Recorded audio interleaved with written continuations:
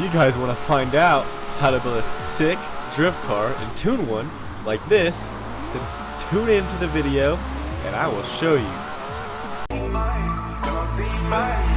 Yes, out of eyes trying to put me on a t-shirt. Shorty want me so bad, do your knees hurt?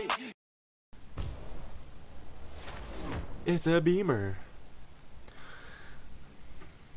So now that we got our new car, it is a BMW M4. We are going to use this sucker as our base canvas to make our drift car. BMWs already make very nice drift cars as they are, so let's go ahead and try to use this sucker. I'm pretty sure she does have, is that an inline 6? No, that's V6. That's gotta be V6. I don't know. Don't quote me. I don't know my BMWs. Ask me a Cadillac question, I'll be able to tell you. Oh no, why'd you do that? So, I always like to leave a stock power plant in my drift cars. I mean, I do upgrades and I can do a video of high power drift cars, but today I'm just going to do a basic video on the stock engine and aspiration for the vehicle. Well, I'll always boost a car, of course.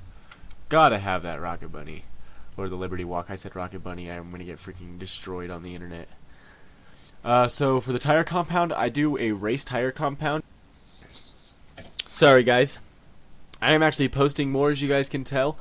I am quarantined for 12 days. If you guys don't know what that means, I have the vid. But that's okay, because then I get to play in the racing simulator every day and I have to work my butt off and I can make videos for you guys. So that's what's up. Anyway, so like I said, it gives me a great, I like to use race tire compound because it gives me a great happy medium between slip and grip. That's what I really like to have for a drift car, especially when you don't have that much power. You're not going to need, like if I had an 1100 horsepower drift car, I might throw on these.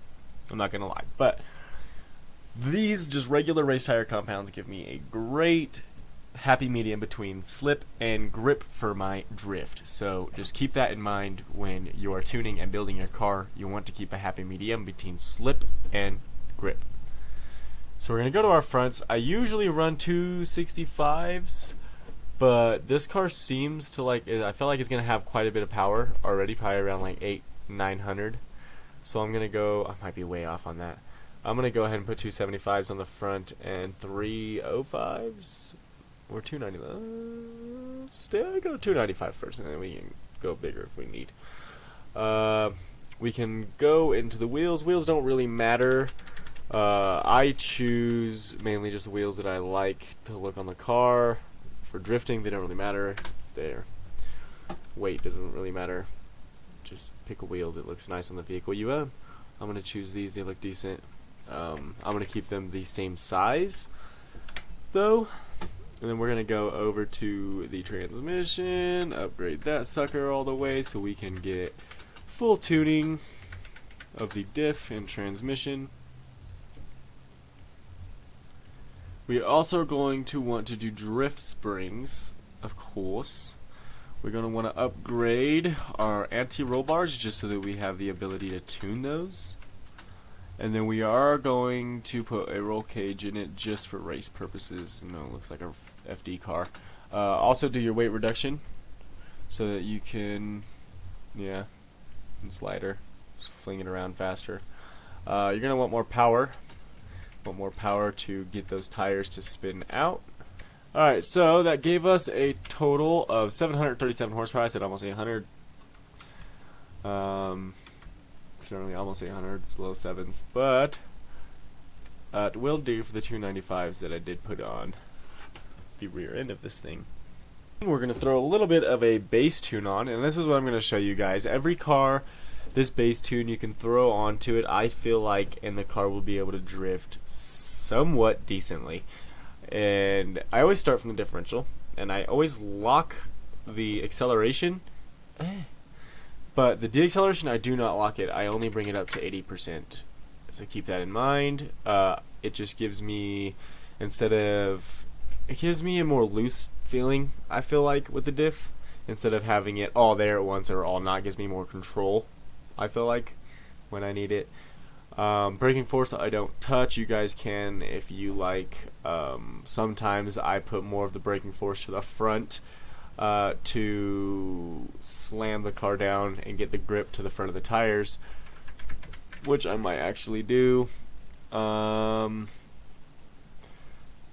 Rebound stiffness. So in a drift car, you want your car to really, the springs and all the suspension to be soft, because you want a lot of body roll to get the back end out. So let's say you're going into the corner, right, and you flick, so you come in, right, and then you flick it around, and you're coming and you're giving it the counter steer, and you want the body to kind of, you know what I'm talking about? Okay, I can feel it, but you want it to come down and slide into it, so it gives it the momentum to slide. If that makes any sense. I kind of look like an idiot, but I'm trying to show you guys what I'm talking about. It's kind of hard to say. So I'm going to give it down soft, a little below half, and I always want my rears just a little softer than my fronts. Bump stiffness, I'm just going to leave that actually and bring this rear just a little bit down below the front.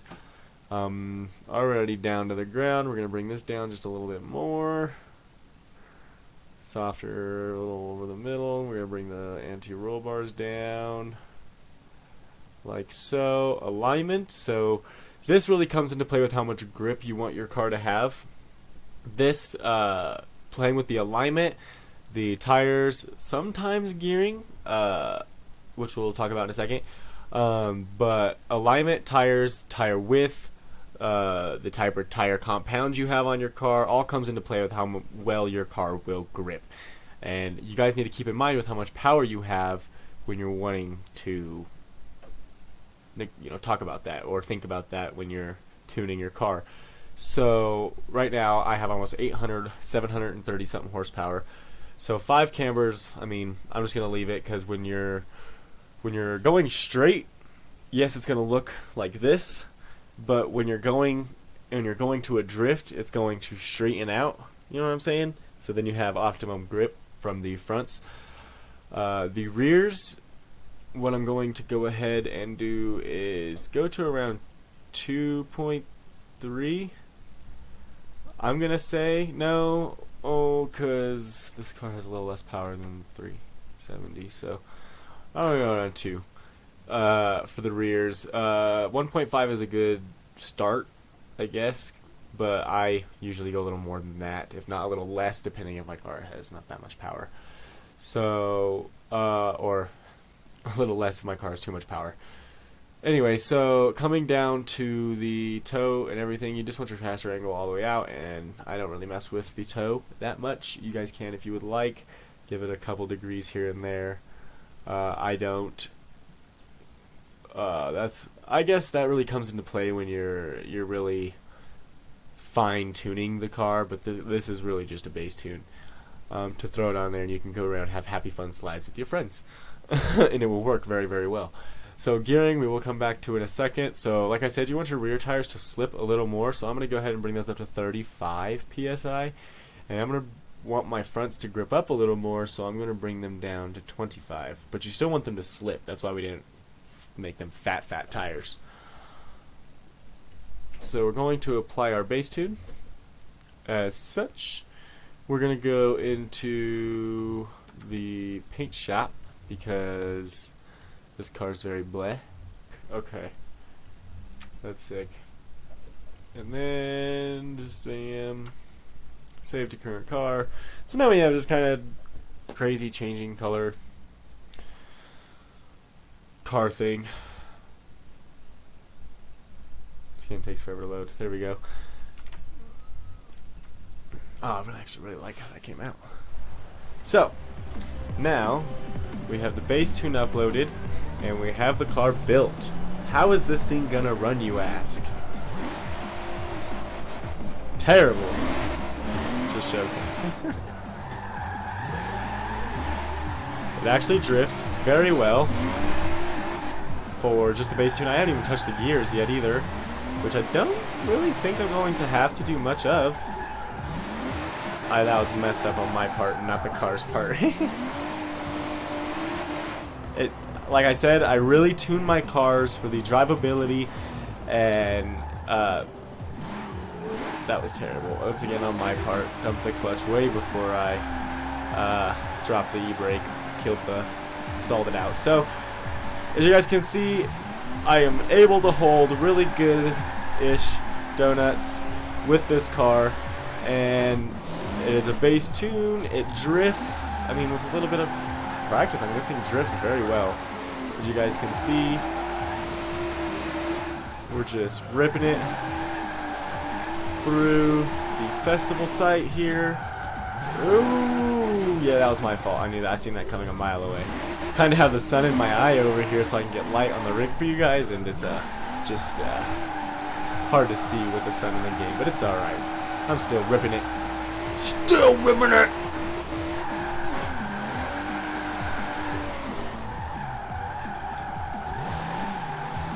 Oh, yes, sir.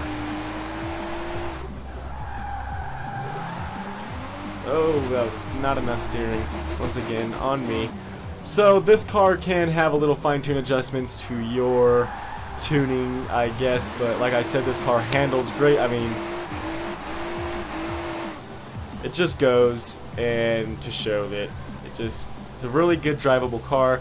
And like I said, I was trying to say earlier, I do base my cars on their drivability and how fun they are to drift around and play with. And this car, I can already tell you, is a fun drifter.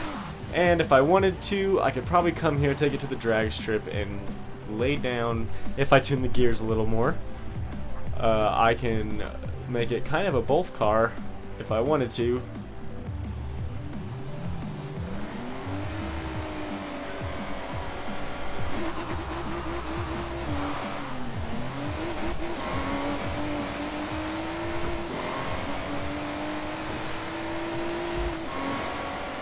I mean, it's not the fastest, but it lays a pass down, and it doesn't just stay squirrely the entire time. So, I mean, like I said, I could go to the highway and do a roll race and probably beat some people with it stock engines. So, I just died. Anyway, it is a really good all-around car. Handles great, stays straight, gets crooked when you need it, and it stays crooked very well. I could probably just roll around with some figure eights around here. And you don't have to be a skilled drifter to drive these cars. I mean, they really just drive themselves for the most part. I'm not really doing much but gas and steering right now. So,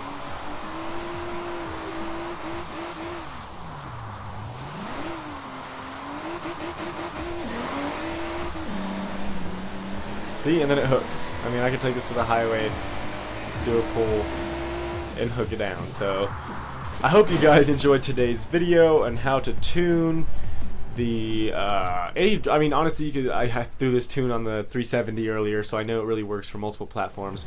I do have it on my 3rd gen Camaro as well.